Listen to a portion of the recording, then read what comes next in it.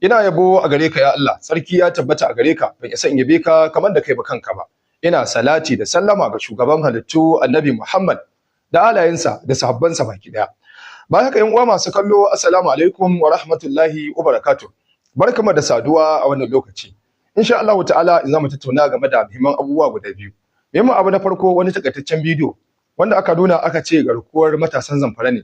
Wani matashi wanda aka ce ya jagoranci wata zanga-zanga wacce aka gabatar a jihar Zamfara, inda wasu mutane da ba san ko su waye bane, amma ga dukkan alamun da suka nuna a sautin su kamar 'yan sanda ne, sun tare shi sun mai makamancin abin da aka wa dan Balki Komanda.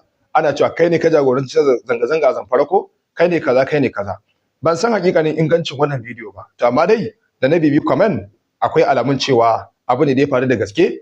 Wannan matashi an tare shi, an nuna ya dawo daga ra'ayinsa na zanga-zanga, ya ce ba zai dawo ba, ana tafkarsa, ya ce ko kashe shi za a yi yana nan kan bakansa akan aƙidarsa, ba zai taɓa canja ra'ayi ba. Muhimmin abu na biyu da zamu tattauna akai shine Mahadi Shehu ya kokanta ya magantu game da soke kwangila ta hanyar kankara da wato gwamnatin Bola Ahmed Tinubu tai, wacce aka rattaba hannu akan ta a shekara ta 2023, ma'ana a ƙarshen gwamnatin tsohon shugaban ƙasar Najeriya Muhammadu Buhari.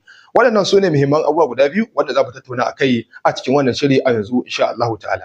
Kai ne ka jagoranci zanga-zanga na jihar Zamfara ko? Ni ne. Za ka jaye ko ba za ka jaye ba? Gaskiya ba zan jaye ba.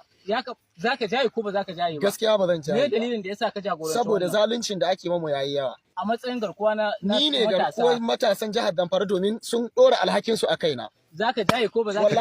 Kara masa mana. Me dalilin da yasa? Kara masa mana. Saboda akan me yake haka? Wani irin adalci ne gwamnati ba ta yi muku? Ka buge shi da kyau nace maka, buge shi da kyau. Ne aka yi muku adalci? Buge shi da kyau nace maka. Wata jiha ce. Wani mutum buge shi da kyau. Wata jiha ce. Gobe ya sake. Buge shi da kyau. Mu je We go arrest him. inda za mu je wallahi ba zan jaye. We go arrest him. Sai dai ku kashe. Wallahi sai dai ku kashe. Kai. Kneel down my friend. Kneel down my friend. Kneel down my friend. I said kneel down. Kneel down my friend. Kneel down my friend. Wallahi sai dai a kashe. Ka san Allah.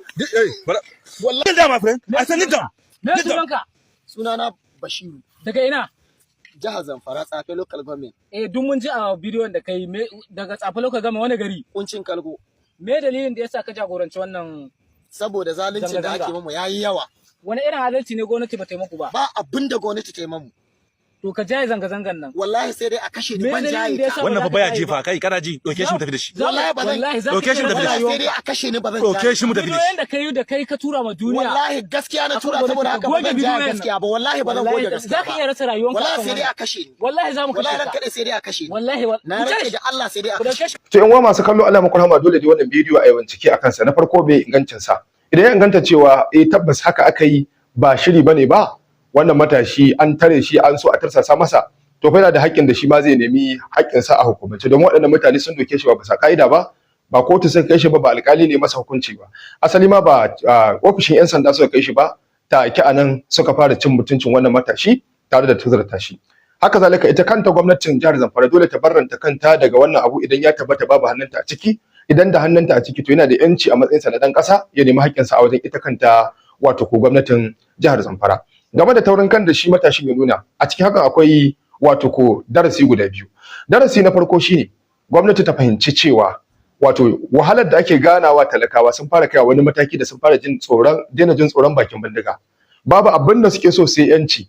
Wasun su ma neman abokin mutuwa suke. Da haka dole ne a gyara, idan ba haka ba nan gaba watakila ɗan sanda zai shuna wani da bindiga amma ba zai fasa tunkararsa ba. Muna jin tsoron ƙasa ta ɓarke fatuntunu su yawa. Idan aka raina jami'an tsaro, zalunci ya kai matakin da babu wani mai hanawa, to fa ƙasa za ta rushe. Darasi na biyu, yanda shi wannan matashi nuna jarumta da ƙarfin hali, hakan yana nufin cewa daga cikin matasa akwai waɗanda suka yi shirin ƙwatar 'yanci da ƙarfi da yaji. Akwai matasa masu ƙarfin hali waɗanda ba sa jin tsoro. Daga cikin matasa akwai wanda daga an masa 'yan barazana zai zo ce ya janye. Akwai wanda kuma sai dai in ganin bayansa za a yi a ga bayansa. To fa wannan matashin wanda yake da kullaci mai karfi a zuciyarsa, irin su suna nan birjik, ba za su kare ba. Don haka muna kira ga gwamnati ta duba ainihin abin da ya kamata a yi tun gabanin wankin hula ya kai ta dare. Muhimmin abu na biyu shine maganar Mahadi Shehu cewa gwamnatin Tinubu ta soke kwangilar hanyar kankara wacce aka fitar da biliyoyin kuɗi aka ba wani kamfani, bayan an tantance kamfanin ya kuma zuba kuɗi a cikin asusun da ake zuba domin a auna wannan kamfani a ga cewa ya mallaki abin da zai iya yin wannan kwangila. Ƙarshe dai gwamnatin Tinubu ta zo ta soke wannan hanya, ta soke wannan kwangila ta gyaran wannan hanya a daidai lokacin da gwamnatin ta Tinubu take fitar da kuɗaɗe manya-manya biliyoyin kuɗi trillions ake gyaran hanyar Oyo ne ina ne da sauran hanyoyi nasu can na kudancin Najeriya a garuruwan Yarbawa.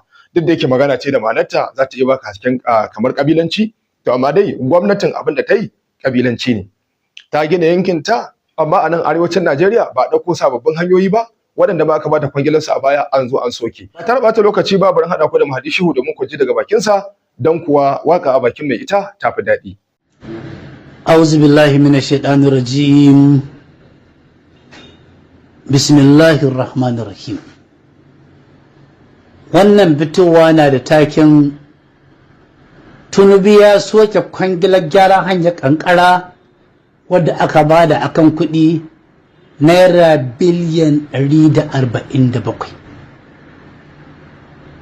Wannan labarin da za ku ji yanzu ba tatsuniya bane ba magana jari ba ce ba dare 1001 ba inda ranka ba wasan farin wata bane ba a'a wallahi abu ne da ya faru, tabbas ya faru, kuma tabbas akwai tabbatattun hujjoji da abin nan ya faru, ta yadda ya rage maka kai mai ji ko ke mai ji ko ku masu ji ku san me jihar ku take ciki, ku gane su wane ne maƙiyanku, ku gane su wane ne magabtanku, ku gane su wane ne mahasadanku, ku gane masu yi maku zagon ƙasa da kutun gwila, ku gane masu yi maku mugun tanadi da mugun nufi da maƙarƙashiya da makida ta rayuwa. Ranar 21 ga watan 12 na shekara ta 2023 gwamnatin tarayya a ƙarƙashin ma'aikatar ayyuka ta aika da goron gayya ga dukkan wani ɗan kwangila wanda ke buƙatar ya yi kwangilar gyaran hanyoyi daban-daban a Najeriya, cewa ya anshi takardun neman wannan kwangila ya cika sharuɗa. Wani kamfani mai suna Mrs.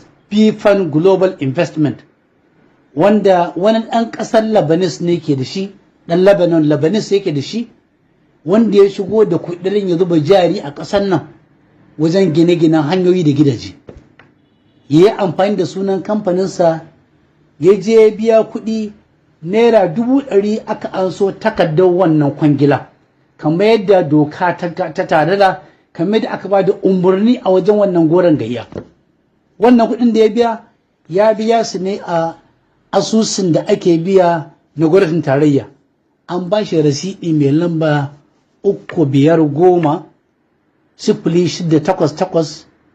3550-688-3288 ranar 10 ga watan 3 shekara ta 2023. Na 3 ga watan Januwari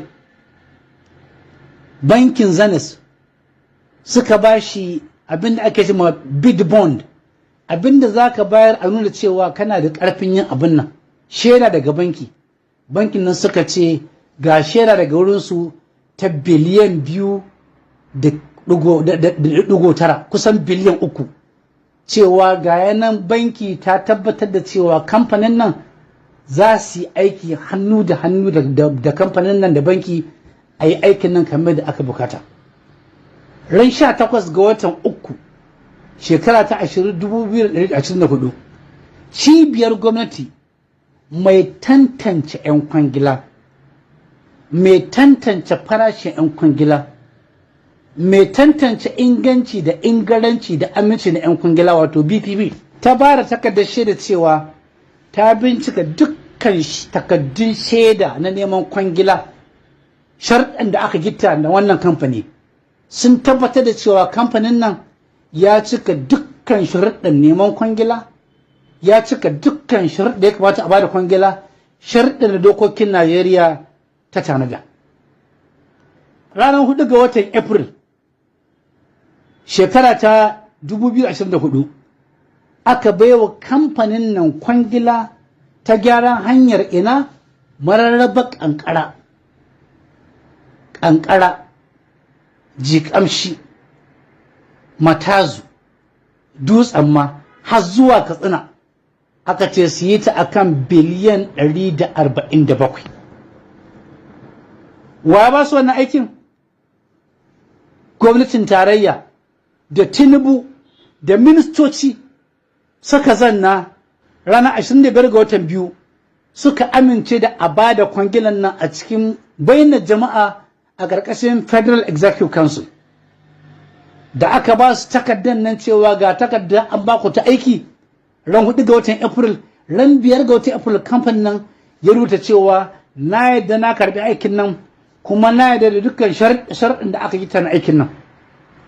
Ranar 24 ga watan April aka ɗauko wannan hanya gaba ɗaya aka je gaba da gaba da ma'aikatan kamfani da ma'aikatan gwamnatin tarayya aka ce ga hanya mun miƙa mata dawo hannunka mun baka wata 24 ka gama aikin nan ka maido mana aikin nan a matsayin gamamman aiki. Duk wannan bai isa ba. Ranar 15 ga watan 4 injiniyan gwamnatin tarayya ya rubuta takarda ana ce mace engineer's order, ga oda na baka ta ƙarshe cewa ka ci gaba da yin aiki kamar da sharɗa suka tanada. Ɗan kwangilan nan ya zo da manya-manyan motoci na gina hanya,